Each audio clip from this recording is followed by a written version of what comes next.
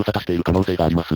続きをやっていきましょう。前回の投稿日が2024年6月2日、今回のパートは7月中の投稿を目標に編集中です。と思っていた時期が私にもありました。4ヶ月間パート2を編集せずに放置していたわけですね。すっかり何が何だか忘れてしまいました。とりあえず講師を拠点に持ち込んだところで前回は終了していたかと思います。リードは上下移動にも使えるという性質を利用してうまいこと階段を使わずに上の階へ移動させようとしています。リード切れたかな？切れてない。高さが足りずに階をゆえにはいけませんでした。そのうち成長して大人の牛になってしまうけれど、それまでは狼や猫と遜色ない大きさですね。とりあえず牛には外に出てもらって別の場所にいてもらうことにします。リードがあれば小麦がなくてもプレイヤーに追従してきてくれるのでいいもんですね。どんなことをすると思いますか？こうやって土を積み上げて、リードをつけたままだから牛は宙に浮きます。ここから落ちたら牛もろとも死んでしまいそう。なんか牛が想像以上に上下に揺れてるんだけど、これはあまり想定してなかったけどこれで目的遂行できるかな。とりあえずもっと積み上げます。結構地面が遠くに見えるようになってきました。土木や建築に向いている人はきっと高所が平気な人なんでしょう。そしてここまで積み上げましたが、全て崩します。この一連の作業が後にどんな成果に繋がるのかは多分動画を見進めればわかると思いますよ。と、ここでまさかの事態が発生します。なんとあろうことか牛が死んでしまいました。リードで吊り下げられて設置した時のダメージは通常より高くなるのでしょうか。やはり動物には動物の尊厳があり、釣り際はわきまえているようですね。そして全く懲りることなく、ずうずうしく新しい子供を要求します。しかし前回の繁殖から時間が経っておらず、クールタイム中のため小麦は受け付けませんでした。というわけで別の牛さんを探します。画面の激しい変化のある映像は早送りすると非常に見づらくなるため、きちんと配慮して小さくしています。同じ設定で録画をしても、ゲームをする場合とそれ以外の画面録画とでは出来上がったファイルのサイズが全然違うんですよね。どれだけゲームが画面の変化の激しいものなのかを数字で知りましたよ。それにしてもイージングは素晴らしいですね。1頭目を発見しました。小麦でおびき寄せて2匹目とその場で交配をしてもらいましょう。どこにもいそうで実はそうでもない。1匹目はちゃんとついてきているんで、このままもう1匹見つかってくれれば。見つかった。小麦はたくさんあるから交配自体は朝飯前だね。ちなみに朝飯前という言葉の意味を知って使ってますか？朝食前でもできることに容易だって意味らしいですけど、要は朝食の前はエネルギーが不足してるし寝起きでパフォーマンスが低下するってことですよね。低スペックなパソコンでもセーフモードで起動していても余裕でできることだって皆さんのコンピューターに吹き込んでおきましょう。そうこう言っているうちに子供が生まれました。親の牛に関しては完全に上手になのでここで現地解散としてお子様だけお持ち帰りしておきますね。さっきの件もあって、こういう一段ずつの段差でも無事に降り切れるかと神経質になってしまいます。まあ、この段差で致命傷を負うようなモブはこのゲームには登場していないと信じているので、その神経質な状態も長くは続きませんけどね。虫の悪いところは学習をしないこと、そして全く懲りないことです。まあさすがにこれはふざけすぎましたね。ちょっと考えた末、同じ道をたどろうとすることに。さっきなぜ講師が死んでしまったのかといえば、リードによって増幅された落下ダメージなわけで、ほとんどの時間を設置して過ごせれば問題ないと判断します。そのため、転落事故の発生するリスクは無視するとして、螺旋階段上に土を積んで少しずつ牛を高所に移動させていきます。そもそも論としてなぜ高所に上げることにこんなにこだわるのかという疑問が浮かび上がってきますが、何せこのプレイ動画が録画されたのは編集日の13ヶ月前ですよ。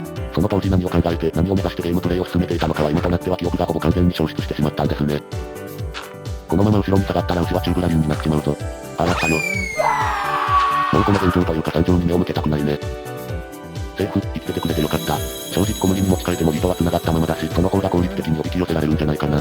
螺旋階段は激しく方向転換が発生するから牛が動いてくれない分にはうまいこと目的地まで行けないんだな。特にこういうところを最短距離で進もうとされると困りますね。さすがに進路探索能力は牛の AI に組み込まれてるとは思いますが。さっきずしたところにも足場があればいいのかな。もちろん講師は無事ですが大人にならないでくれ。うわ、びっくりした。牛もこんな感じで自分の居場所にテレポートしてくれたらどれだけ楽なことか。あと猫は落下ダメージを負わないからその分気が楽だね。今の高さからでは宙ぶらりんにならないのか。なんかめっちゃ素直についてきてくれてるんだけど。そしてここから先が二頭派だね。小麦を手にして引き寄せようと試みるけど。いい加減さっきの地点に足場を設置すればいいのに。そうだよ。奥側のは進路妨害になる気がするけど。講師なら通り抜けられると思うけどダメでした。頼むからこれでおとなしく最上段まで来てくれ。小麦の準備 OK。危な。ここから落ちたら事態がさらに面倒なことになるところだったな。一段ずつ確実に進んでいこう。今考えると何にここまで全力になることがあったのかと思うけど。さあここからが本番だ。残っている土は1個。それを進路の延長線上に設置。つ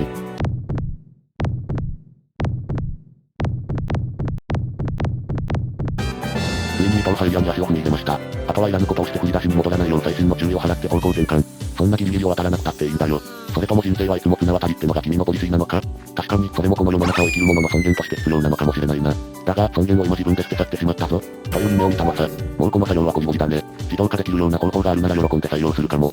で、何の目的で倉庫の屋根まで講師を連れてきたと思いますか？編集中の主もよくわかんないんですけど。うわ近い。そういう設計にしたわけじゃないんですが、倉庫の屋根から3階のベランダ部分へは飛び移れるようにできています。それをさりげなく紹介したところでリードを固定します。リードは柵に固定しておけるので犬を飼う感覚で繋ぎ止めておくことができます。こんなことを整然と実況動画でやるのは当チャンネルくらいなんじゃないかな。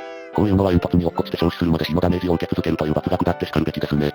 煙突に落っこちたら最後、非常口も水もない中で地獄の苦しみを味わうことしかできなくなります。なんであんな風になってるかって、資材を間に合わせで集めて建築したせいで非常口とかに回せるコストや時間がなかったんですよね。何せ突貫工事で作った倉庫ですし、まあ倉庫を建築する様子は録画データのフリーズによってそれを拝むことはできませんけどね。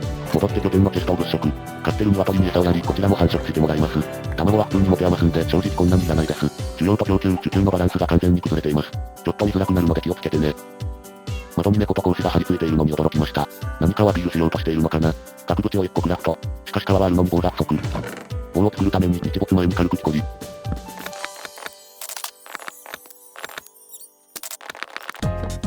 おやすみ。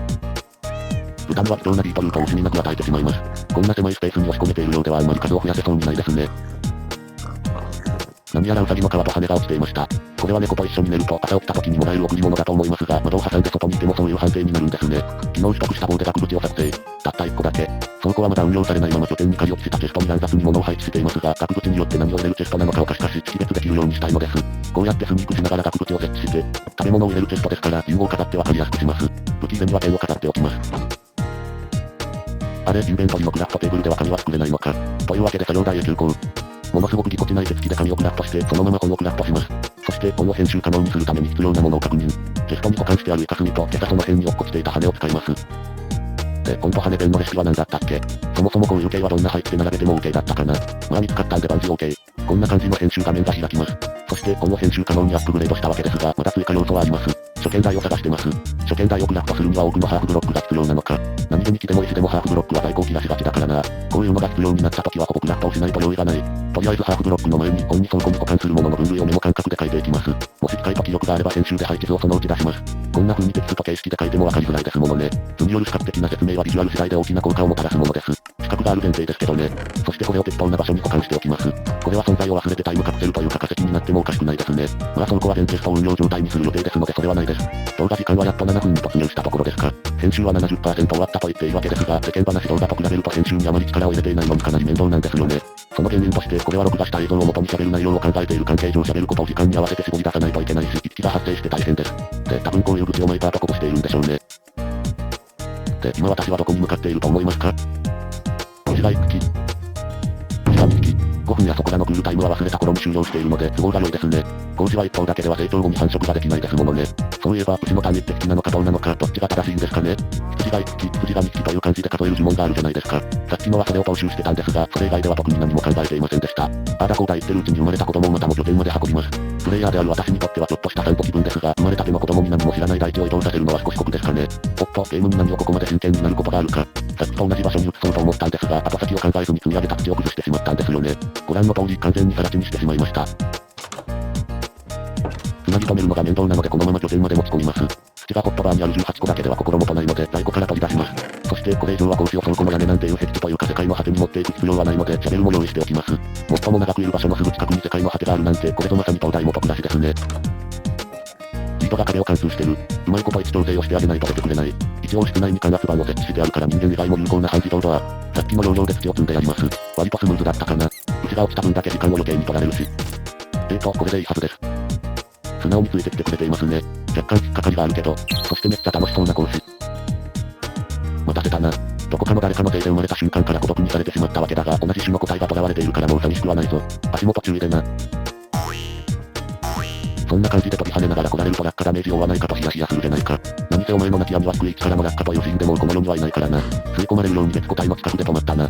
さてと、これで一仕事終わりだ。あとはこのまま講師を放置して大人になってからだな。そして面倒くさがりの主、自身の危険を顧みず飛び降りようとします。ここから落ちても大して時短効果はないですけどね。そして落下ダメージの軽減のためにできることとして、ジャッジの寸前に真下にブロックを配置して1ブロック分だけでも落下距離を短くするというのがあります。もう日が沈んできてしまいましたね。ここにエンダーマンがいます。こいつ今草ブロックを手にしているんですよね。今はシルクタッチなんてないから草ブロックは入手困難です。よってエンダーマンから奪い取ります。一発だけダメージを与えておいて、このまま一直線にエンダーマンの弱点となる場所まで逃げ出します。たまに追いかけてこない仏の顔も3度までみたいな心の広い奴もいるので、速攻で逃げ出すのは血と出るか強と出るか一種の賭けです。そして水に飛び込んでしまえばエンダーマンの攻撃範囲からは外れます。こうやって安全地帯からエンダーマンをゆっくりと倒すことができるようになります。